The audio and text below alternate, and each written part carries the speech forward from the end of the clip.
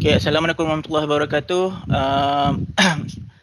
Yang dihormati Tuan Pengarah, Timbalan Pengarah HEP, Timbalan Pengarah Penasihat Akademik, Pengurusan Akademik, Ketua Program, rakan-rakan pensyarah, rakan pentadbiran dan seterusnya pelajar-pelajar sekalian.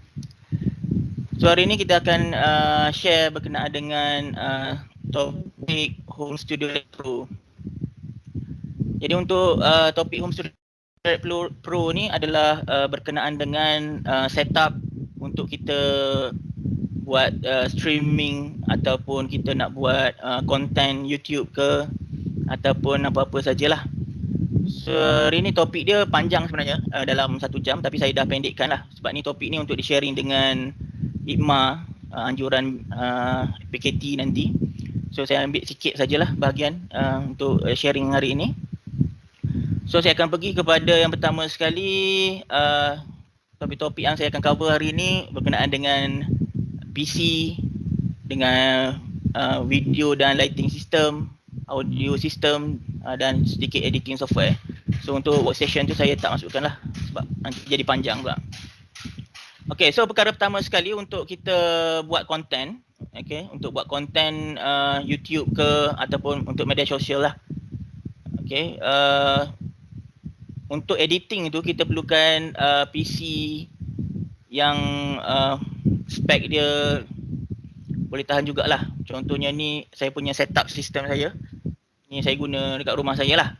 So ni keseluruhan sistem yang saya ada lah. Kat sinilah nak buat kerja, kat sinilah untuk main game ke, nak buat editing ke, nak buat apa-apa lagi kan. So ni saya punya setup kat rumah. So kita akan pergi kepada satu persatu apa yang saya guna je lah kan. Jadi saya pun tak tahu semua benda. Saya akan explain apa yang saya guna lah sedikit sebanyak.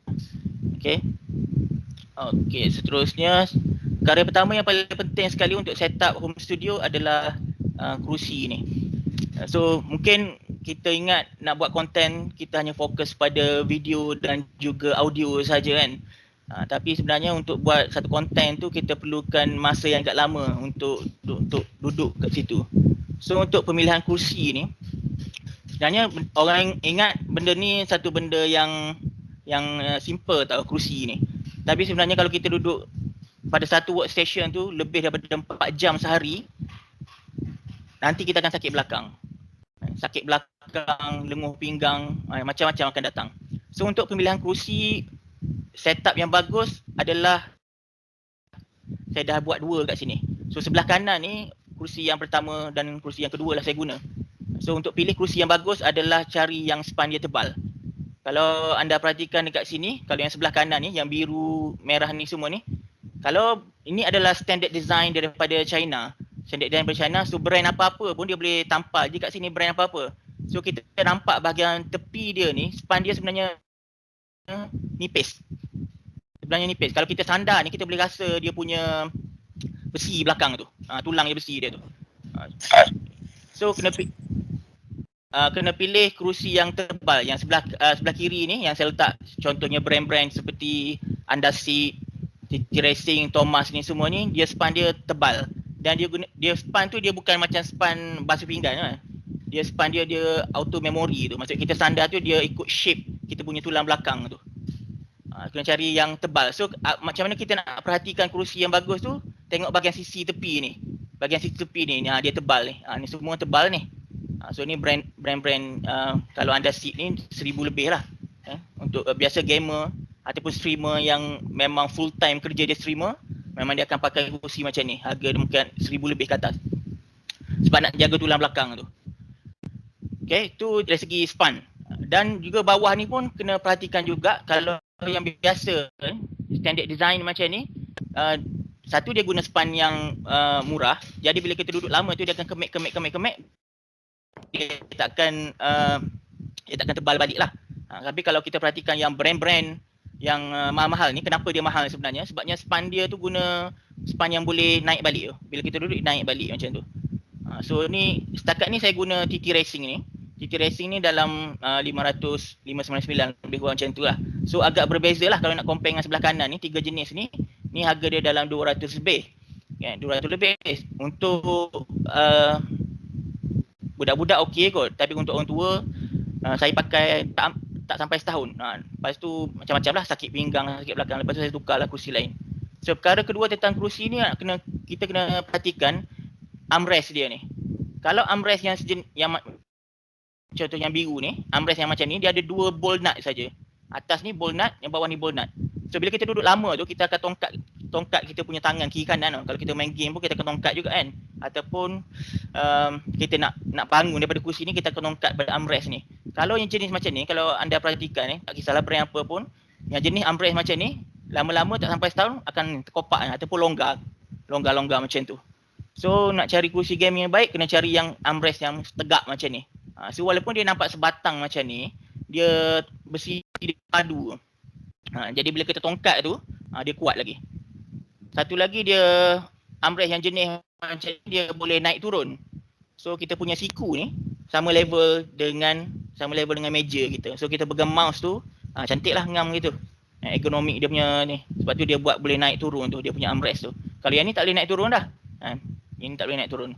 So 2 perkara kalau tentang kerusi, yang kalau saya pilih kerusi tu, satu dari segi span dia tebal dan juga armrest tu. Itu akan main faktor ni, faktor utamalah.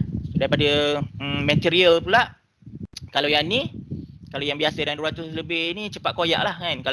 Kalau anak bawa gunting sikit memang dah cepat koyak lah. Ni pun setakat ni okey lagi lah. Yang material ni, PU leather ni.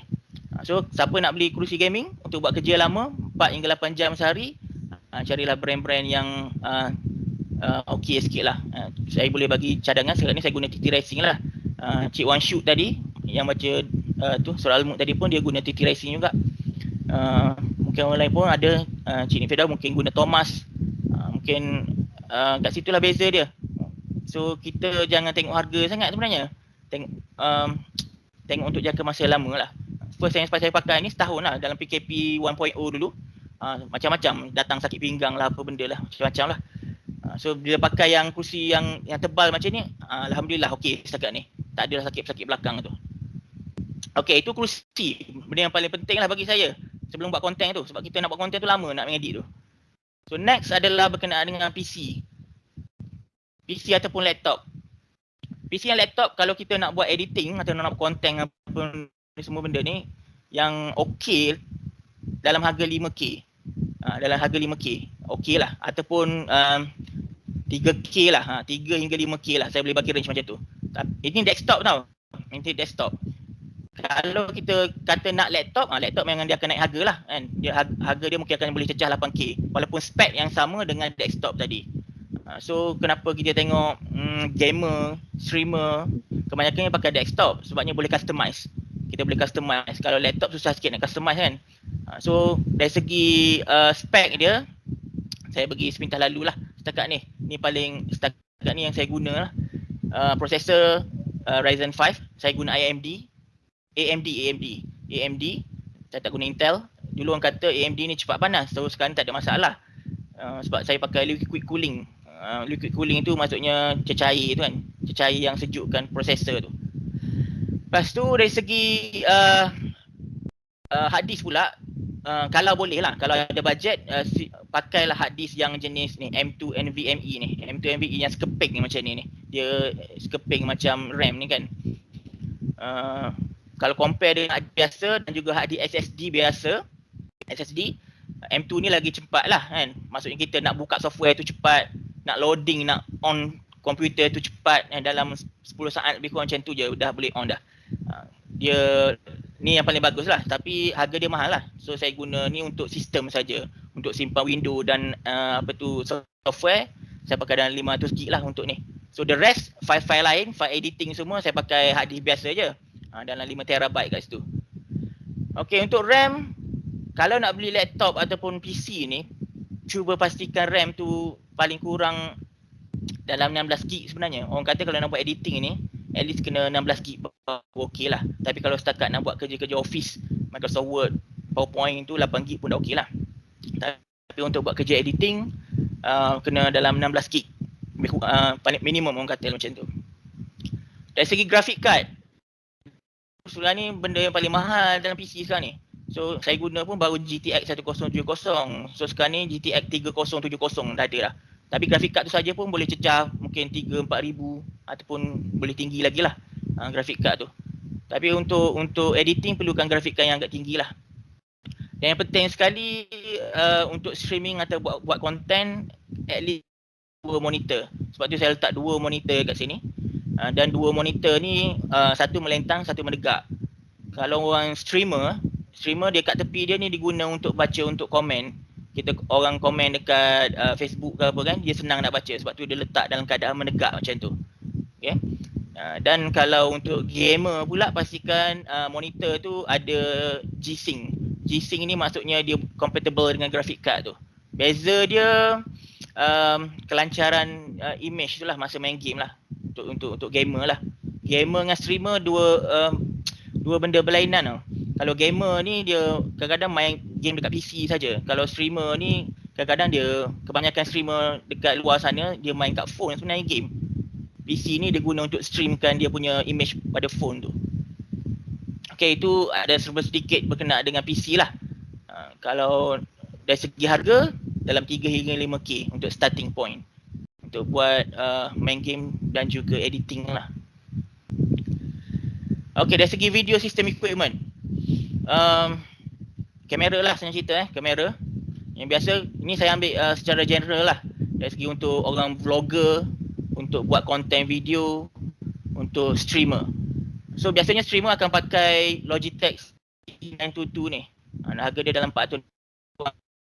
C922 ni macam saya pakai sekarang ni, image yang dapat ni daripada Logitech C922 ni. Okay, so ni biasanya untuk streamer yang main macam Mobile Legends ke apa, dia pakai ni je lah kan, untuk streamkan image dia pada Facebook ke apa. Tapi kalau untuk vlogger biasanya ada 2 pilihan, sama ada orang tu pakai iPhone ataupun pakai mirrorless camera. So vlogger jarang pakai DSLR, ada yang pakai DSLR. Sebabnya beza DSLR dengan mirrorless ni ketebalan dia. Maksudnya DSLR tu dia tebal dia punya kamera dia tu kan. Jadi kalau untuk buat vlog, untuk pegang tu agak berat lah. So biasanya orang pakai mirrorless lah. So setakat ni kebanyakan saya tengok YouTuber ataupun vlogger kebanyakan Sony A6400. Sebabnya dia boleh flip screen ke atas. So dia boleh tengok macam tu dia boleh tengok balik dia punya gambar masa dia buat vlog ke. So second option biasanya orang akan guna phone. So phone ni kalau YouTuber biasa akan guna Samsung dan juga iPhone. iPhone tu kita tahulah gambar dia memang cantik lah kan iPhone. So kebanyakannya dia orang guna iPhone ataupun Samsung lah. Tapi apa-apa kamera yang menggunakan lens Sony, saya rasa okey, tak ada masalah. Mungkin sekarang ada Xiaomi ke apa benda, tapi lens dia tu daripada Sony punya lens. Tu okey jugalah, boleh diterima juga. So semua setup ni semua ni, kalau nak sambung pada PC, perlukan satu interface. Contohnya kat sini Elgato Camlink ni. Sebabnya device-device ni semua dia tak boleh masuk direct kepada PC kita ataupun laptop kita. So kena ada satu device interface ni, Elgato. So Elgato ni dia interface untuk directkan video nak record pada PC. Dia bukan untuk kalau kita record pada kamera, dia simpan pada SD card. So kita ambil SD card, masuk dalam PC. Jadi 2-3 kali step lah. Okay. So kalau orang nak buat vlog ataupun konten tu nak record terus pada PC, dia akan kena guna satu device ni, interface ni. Yang ni saya ambil yang biasa streamer gunalah. Ni brand dia Elgato ni. Elgato ni dalam 600 lebih untuk direct terus. Maksudnya kita boleh record terus kepada PC ataupun laptop kita. Tu terpaksa guna Elgato lah. Lepas tu untuk vlogger pula, kalau yang pakai phone ni biasa ataupun pakai kamera, dia kena ada gimbal macam ni. So yang saya guna gimbalnya Osmo Mobile 3. So apa pentingnya gimbal ni? Dia untuk stabilizer lah. Untuk stabilizer. So kalau kita ambil gambar guna tangan biasanya akan jerk getar semua tu. So kalau kita pakai gimbal ni dia stabilizer sendiri. Walaupun kita tak stabil pun dia akan stabilkan. So kenapa saya pakai Osmo Mobile 3 ni? Sebab brand ni daripada DJI. DJI kita tahu dia famous dengan drone dia. Teknologi drone DJI.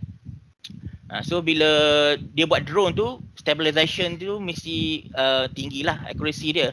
So, sebab tu saya pakai yang brand DJI untuk Osmo Mobile 3 ni. Okay, next tu dari segi video equipment lah yang perlu ada. Ni standard lah biasa YouTuber ke vlogger pakai macam ni lah biasanya. Okay, kalau kita ada kamera yang bagus tadi tapi tak ada lampu yang bagus, tak jadi juga. Walaupun saya kata tadi lens, pakai lens Sony, Samsung ke iPhone ke, kita pakai Sony A6400 ke, tapi tanpa cahaya yang bagus, video tu akan blur juga. Kalau kita masuk editing itu, kita besarkan, nanti akan nampak dia punya jerk itulah. So video lighting yang bagus lah. Ini yang biasa orang guna lah. Biasa orang guna. Yang paling besar ni, ada brand Godox, ada brand Newer, macam-macam lah, dan 600 lebih ni. So ni cahaya ni boleh sama dengan cahaya matahari. So sebab tu dalam studio biasanya dia fully gelap. Studio biasa jarang kita nampak ada tingkap yang terbuka, kan? So dia orang gelapkan semua sebab dia nak ambil cahaya yang konsisten daripada cahaya lampu saja. So dia orang boleh shoot pagi ke, petang ke, malam ke, sama je cahaya dia. Sebab tu studio, kalau anda nampak kenapa studio kebanyakan gelap background dia, sebab itulah, sebab dia nak cahaya daripada lampu sahaja. Okay, so ni ada beberapa lah yang saya pakai, antara Newer yang dual softbox macam ni, yang kecil-kecil ni saya guna untuk vlogging, dan yang lampu yang Newer ni main China je. Kalau beli yang Elgato punya dalam 600 lebih lah. Kalau nak beli yang main China dan 200 lebih lah. So dia RGB ni boleh jadi macam-macam warna lah kan. So yang saya guna sekarang ni, yang atas kepala saya ni, saya pakai yang ni lah, yang Yono ni. So dia ada remote lah, senang. Semua light ni ada remote. So kita control pakai remote je, tak perlu nak capai lah. Okay, ni dari segi cahaya. So cahaya ni sangat penting. So bila ada lampu ni pula, bukan sesenang tu kita nak record video sebenarnya. Dia ada teknik dia untuk susun lampu tu. So kalau dalam studio biasanya dia akan guna lebih kurang macam ni. Okay, so ada 3 basic point yang kita susun lampu lah. Di antaranya yang kat sini kita nampak sini, dia ada key light, fill light, backlight. So ini yang video saya buat untuk company Saramonic. Saramonic ni company untuk microphone wireless ni. Microphone wireless, so sebabnya untuk company saya buat betul-betul sikit lah kan. So ni adalah hasil daripada teknik ni lah, 3 point light system ni. Dia ada key light. Key light ni saya pakai yang besar ni, yang sebelah sini. Kalau nampak kat sini. So yang fill light ni, yang sebelah kanan ni, dia tak terang macam key light. Dia kurang sikit terang dia. So kalau anda nampak pipi saya sebelah sini ni, dia gelap sikit. Kalau yang sini pipi sebelah sini ni dia terang, yang ni gelap sikit. So dia akan belah dua lah muka kita ni, belah dua macam tu. Okay. So backlight ni biasa kita suluh kepala sebenarnya. Backlight ni suluh kepala, atas kepala ni sebab nak bezakan dengan background. Dan yang background tu saya pakai yang RGB yang Yono tadi, yang warna purple, lampu warna purple ni, dengan yang strip light ni, purple dengan biru ni, saya guna untuk suluh dinding. Okay, suluh dinding ke belakang, bukan nak suluh ke depan, suluh ke dinding itu supaya nampak dia punya background warna tu macam ni. So inilah teknik 3 point lighting untuk ambil satu video tu yang berkualiti lah. So kalau seterusnya tu tentang video lah yang biasa setup, tapi nak setup ni agak lama lah. Untuk buat video selama 5 minit ni mungkin perlukan setup dan editing dalam 6 jam lah. Lebih kurang dalam 6 jam tu, dengan konten yang kita repeat, record tak jadi lah kan. Banyak benda jugalah. Okay, so perlukan masa agak lama lah, 6 hingga 12 jam lah kalau nak siap. Walaupun video tu dalam 5-6 minit je sebenarnya. Okay. So ni saya buat untuk Saramonic. So next adalah video, lighting, audio. So untuk buat konten yang menarik ni, 2 perkara yang penting adalah video dan juga audio. Kalau video kita cantik macam ni, video resolution, lupa saya nak cakap tadi. Video ni resolution, kalau kita nak perhatikan video tu resolution tinggi dekat YouTube, kita pergi dekat yang gambar gear ni, kita klik sini, kita tahu orang tu upload video tu resolution sampai tahap mana. So macam saya yang Saramonic ni tadi, saya buat sampai 4K level lah, level 4K 2160p ni. So sebab tu dia akan nampak sharp macam ni. Kalau kita tengok kenapa Mak Saleh punya video dekat YouTube tu clean, sharp sharp gila-gila dia punya structure dia tepi ni semua. Sebabnya dia upload mungkin 4K dan juga kadang-kadang Full HD 60 frame per second. Dia guna 60 frame per second sekarang ni. So kalau kita upload 4K pada YouTube tapi line internet slow pun tak boleh juga sebenarnya. Dia akan drop juga sebenarnya. Tapi masalah dia punya kat mungkin US UK line laju kan. So dia orang dah backup semua video kepada 4K resolution. So kita mungkin sekarang dalam 1080 lah, Full HD lagi lah. Okay. Mungkin satu masa nanti Full HD tu kita nampak macam 3GP lah kot, lebih kurang macam tu. Kalau semua orang dah pakai 4K masa tu, 1080 Full HD ni pun orang tengok pun dah tak menarik dah. Jadi kebanyakan masalah dia dah backup dengan 4K. Kebanyakan YouTuber dia orang pakai 4K untuk upload dekat YouTube. Cuma masalah 4K kita ni bila internet slow, kita nak upload kepada YouTube satu video tu, sebab 4K punya dia mungkin cecah beberapa gig lah. Untuk satu video mungkin cecah 2 gig size dia. Jadi kita nak upload kat YouTube tu mungkin makan masa 45 minit hingga sejam kadang-kadang. Kalau line slow lah. Tu kekurangan line internet dekat kita lah sekarang ni. Okay, so dari segi mikrofon. Mikrofon ni kebanyakannya yang YouTuber, streamer, vlogger pakai. So kalau yang basic lah, basic untuk orang buat vlogger kan.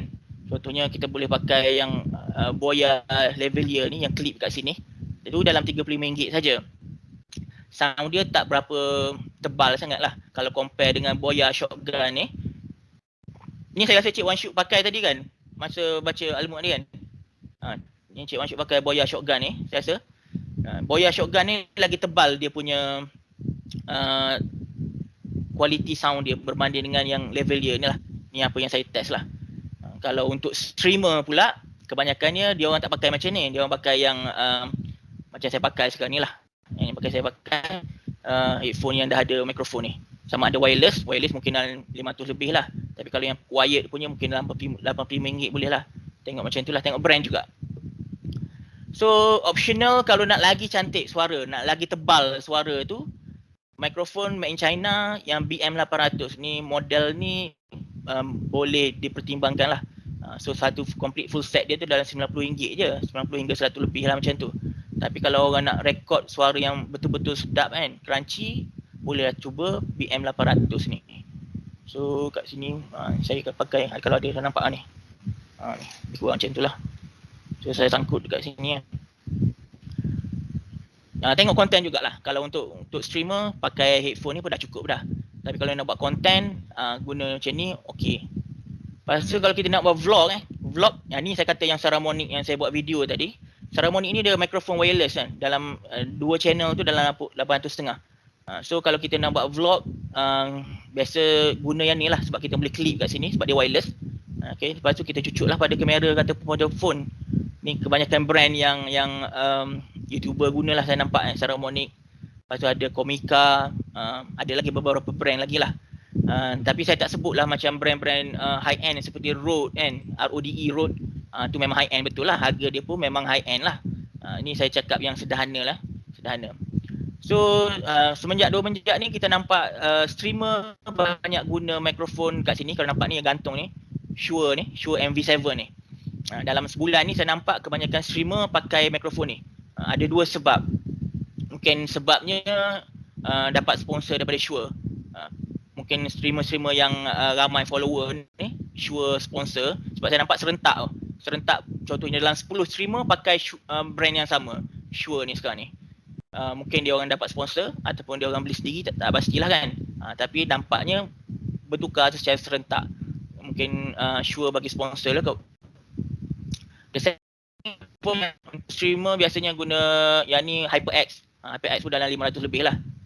So beza, kenapa ada beza-beza banyak harga ni? Bezanya dari segi bunyi lah, tebal ke tak, dari segi kualiti bunyi angin ke, dia capture background punya effect ke, macam-macam tu lah. So tu beza harga dia lah. Okay, ni dari segi audio lah, audio yang anda boleh try. Okay, so itu masuk tau, mikrofon tu untuk masuk. Ni untuk benda keluar pula, speaker. Speaker biasanya akan guna mixer macam ni lah. Ataupun kalau yang low budget boleh guna mixer sound card macam ni. So ni dalam RM65 je sekarang ni, yang made in China.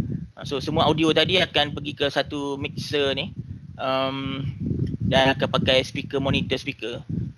Beza monitor speaker dengan speaker komputer biasa adalah raw sound.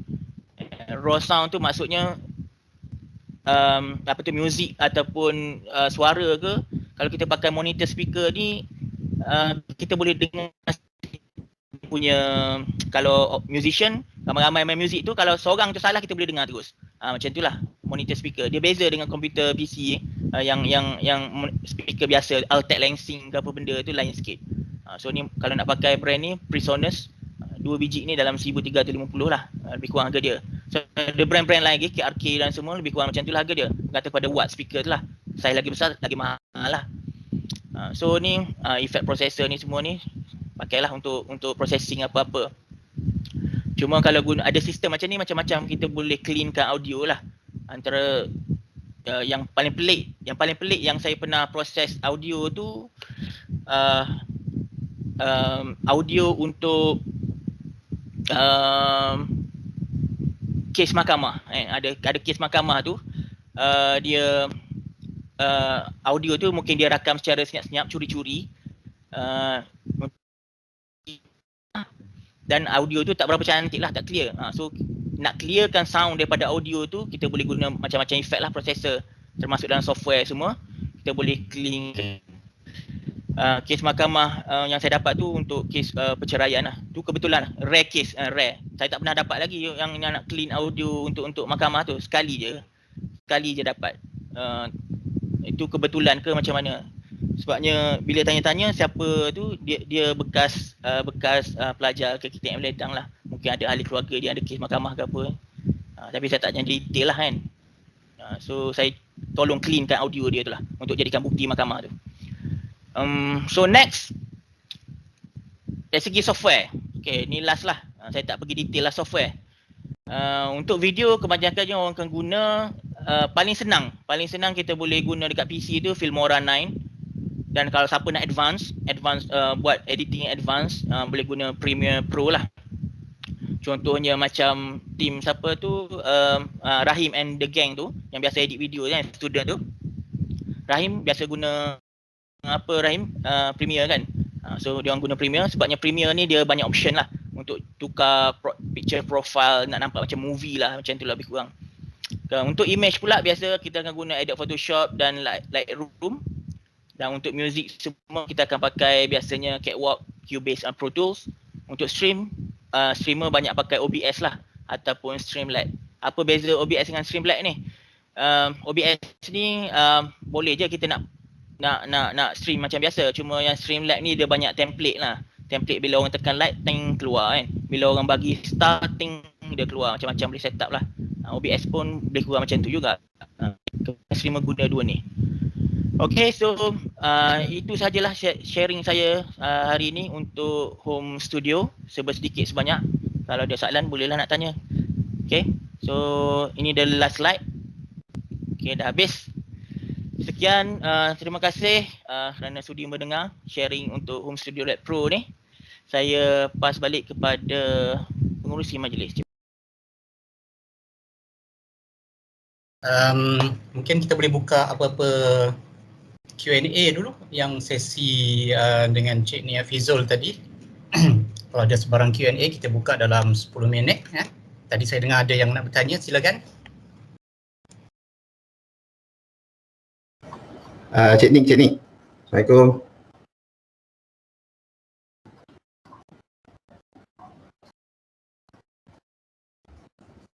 Cik Nia Fizul. Hello, dengar tak? Cik Wan dengar tak, Cik Wan? Boleh. Ya, boleh. Sila. Siapa tu? Cik Nik. Okey, Dr. Nazrul. Okey. Ya, saya. Sebenarnya kalau kita tengok pada kawan-kawan kita, ada yang ramai yang nak jadi YouTubers. Okey, apa yang Cik Nik explain tu memang baguslah. Okey, tapi kalau kata kita nak jadi macam seperti mana tu, kita perlukan satu pengorbanan lah dari segi pembelian alatan. Okey, pembelian alatan semua tu. Cuma secara basic saya rasa kalau kata nak jadi, mungkin ada kawan-kawan kita yang ada berkeinginan lah untuk publish dia punya kerja dekat dalam YouTube, nak bagi sharing knowledge kat YouTube. So mungkin boleh Cik Nick explain sikit-sikit kot bagaimana prosedur untuk jadi seorang YouTubers. Bukan seperti YouTubers, maksud saya cara kita nak publish ke YouTube, ada proses dia macam mana. Boleh tak Cik Nick explain sedikit? Okey, jap. Okey, macam mana Doktor? Nak masuk YouTube lebih kurang kita macam kita okeylah, kita dah tahu dah sikit-sikit sebanyak nak masuk, nak jadi nak publish dalam YouTube. Bukan target untuk nak dapat monetize. Sebelum untuk monetize tu kita ada proses sebenarnya untuk terutama dari segi copyright. Semua tu lah kena ambil tahu juga tu. So saya rasa sebab saya pun terus terang semua kawan-kawan sekalian, saya pun belajar awal-awal dulu dengan Cik Nick juga. Ada sikit sebanyak ilmu, sikit-sikit belajar dengan dia selain daripada search study sendiri semua tu.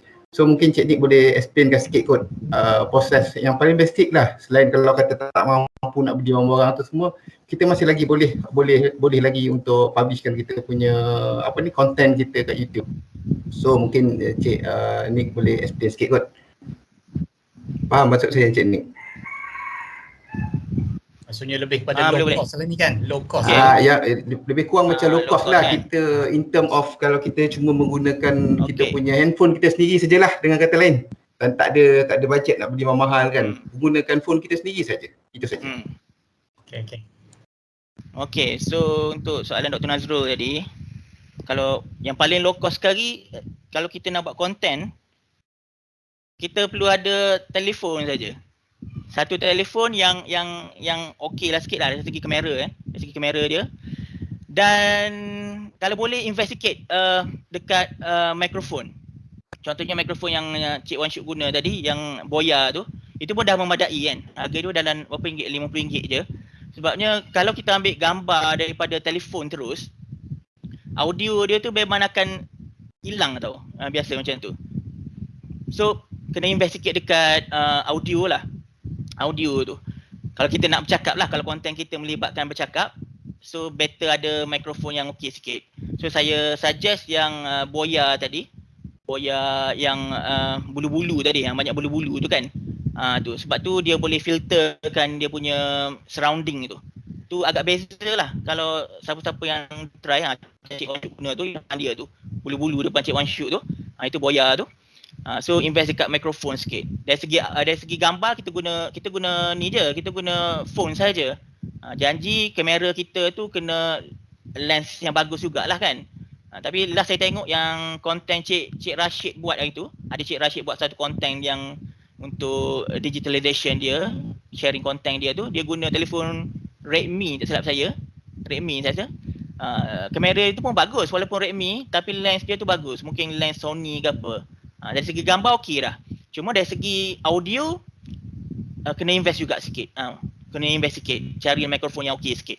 Sebabnya rata-rata mikrofon pada phone tak cantik sangat lah.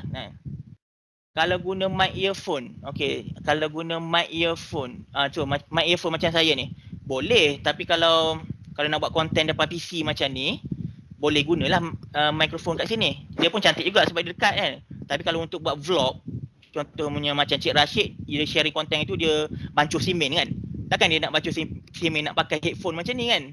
Tak masuk akal lah kan. Untuk vlog tak sesuai lah guna headphone. Tapi kalau untuk streamer okey lah. Kalau untuk buat konten depan PC macam ni okey guna headphone. Tapi kalau siapa nak buat vlog, better invest mikrofon Boya yang bulu-bulu tu. Itu yang saya jumpa yang paling okey lah. Dengan kos yang rendah dan kualiti yang bagus. Sound dia tu masuk tu tebal bunyi dia. Saya ada review tentang Boya bulu-bulu tu dalam channel saya. Saya buat comparison dengan mic yang clip dekat leher, yang Boya bulu-bulu dengan BN800. Saya compare kan 3 mikrofon tu. Tapi yang bulu-bulu tu okey lah, memadai lah. Dalam RM50 macam tu. So okey lah kalau nak buat vlog lah, untuk vlogging. So untuk Dr. Nazrul tanya tadi, kalau nak buat channel kan, channel YouTube ke apa benda tu, editing tu saya tak cerita lah, panjang juga cara nak editing. Cuma kalau nak buat konten ni, nak masuk YouTube tu sila pastikan 2 perkara lah. Satu yang copyright video dan copyright music. So bila kita buat video, kita nak masuk upload kat YouTube, contohnya kita dekat dewan besar katakan. Kita ambil gambar kita ambil gambar video. Lepas tu pada dekat dewan besar tu ada orang pasang lagu background. Okey, tak kisah lagu apa-apa kan. Lagu background tu kalau masuk dalam YouTube kena copyright. YouTube automatic detect yang ada music dan juga gambar yang telah protect. So sebab itulah kalau kenapa YouTuber ke streamer ke dia tak pasang lagu yang dia pasang lagu pun yang free copyright saja. Sebab masuk YouTube tu terus kena copyright claim terus. So dua perkara nak buat konten ni kena perhatikanlah. Yang paling banyak orang kena copyright adalah lagu. Secara tak perasan. Contoh kita pergi ke mall, dia buat vlog dekat mall. Atau mall tu pula pasang lagu apa-apa background kan. Lagu tu pun kena copyright juga.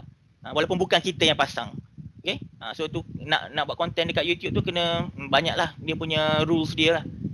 So kalau kena copyright itu kalau saya boleh tunjuk contoh hari tu ada saya buat video inovasi untuk Cik Adi. Saya upload dekat saya punya channel lah. So saya dapat notification daripada YouTube yang ada copy video Cik Adi. Saya tunjuk saya share. Ni kalau anda nampak semua kat sini, ni adalah panel untuk YouTube saya. Kat sini video saya, yang ni saya buat video inovasi untuk Cik Adi tu, projek yang kami masuk tu, non-invasive bacteria detector ni kan. So channel copyright. So YouTube bagi tahu saya yang ada orang copy video saya tu. Nampak kat sini. Nampak ni. Ni. Siapa yang copy tu? Ni channel ni yang copy. Okey, nampak ni. Saya tak tahu kenapa dan saya tak tahu student ke, tak tahu ke siapa ke. Tapi dia dah copy video saya tu, dia upload dekat channel dia. Walaupun kita ambil video orang, contohnya orang tu copy video Dr. Nazrul yang dia masak-masak. Lepas tu dia buat channel dia sendiri, dia upload balik video Dr. Nazrul tu. Okay, YouTube boleh detect benda tu. So ni saya tunjuk contoh yang real lah. Real case tadi ni kan. Ni saya tak tahu channel siapa yang copy video inovasi ni. Dia masuk dalam dia punya channel dia. So YouTube akan notification saya lah, bagi notify saya. So dia akan 80% match of the video. Maksudnya kita punya. Dan bergantung pada saya. Kalau saya nak strike dia kan. Kalau saya nak strike dia, saya boleh strike dia. Strike tu maksudnya kita boleh cantas dia punya channel tu sebenarnya. Sampai boleh kena down kan dia punya channel. Tapi setakat ni saya tak buat lah. Saya tak strike lah. Sebab saya tengok channel dia pun dalam tak tahu berapa subscriber. Tak banyak kot subscriber dia kot. Saya video pun ada berapa video ada satu video saya tahu siapa yang copy ni. Itulah yang kita boleh belajar pada sini. Kalau kita copy video orang walaupun sedikit dalam video kita, tuan dia tahu sebenarnya. Dan bergantung pada tuan dia lah kalau nak strike ke tak. Strike tu maksudnya dia nak silent ke apa kan. Itu kena hati-hatilah bila nak buat konten dalam YouTube ni. So banyak benda lagi lah yang nak kena itu dari segi video. Dari segi sound, kalau saya sendiri pun banyak juga ada copyright claim. Contohnya dia akan jadi macam ni. Nampak see detail So ni maksudnya dalam video saya ni, video hari raya tu, lagu tu hari raya tu. Nampak copyright claim. Copyright claim. So kalau ada copyright claim macam ni, video tu tak boleh generate duit dah. Tak boleh generate duit. Dia tak ada simbol yang duit ni, tak ada. Kalau yang ada duit ni boleh monetize. Monetize tu boleh generate duit kepada kita. Okay. So ni copyright claim dia akan dekat sini lah. So tuan dia tahu sebenarnya original song tu. So tu kena perhatikan. Kalau claim ni tak apa lagi lah. Claim tu maksudnya walaupun video tu boleh generate duit, tapi owner asal dia dapat. Kita tak dapat lah macam tu. Tapi tak ada masalah lagi lah setakat claim. Cuma kita takut copyright strike. Strike tu dia bagi 3 kali strike. Satu channel kena ini turun terus. Dia block terus channel kita. Strike tu. So itulah sedikit sebanyak berkenaan dengan channel lah. Okey, Dr. Nazrul. Kawan okey je untuk kawan-kawan yang lain lah.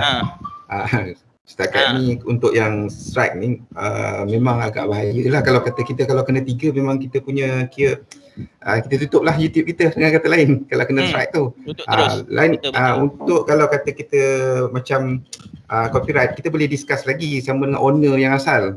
Kalau tu pun bergantung juga. Contoh yang contoh macam OpenIPN ramai yang orang ambil. Tapi owner OpenIPN tu last kopak tu dia bagi portion. Dia bagi portion dia sharing. So bergantung jugalah pada kita jugalah untuk discuss dengan owner dia. Dan ada juga yang owner bagi je. Contoh macam lagu-lagu lama pun ada juga yang owner bagi. Okey, jadi nasihat saya juga kalau kata kita nak buat kalau kita nak buat konten, make sure kan original tu dari kita sendiri. Okey, dari kita sendirilah, dari kita sendiri lagi baguslah. Terutama macam saya buat masak-masak. So konten tu memang saya buat sendirilah, tak ada saya copy orang lain punya.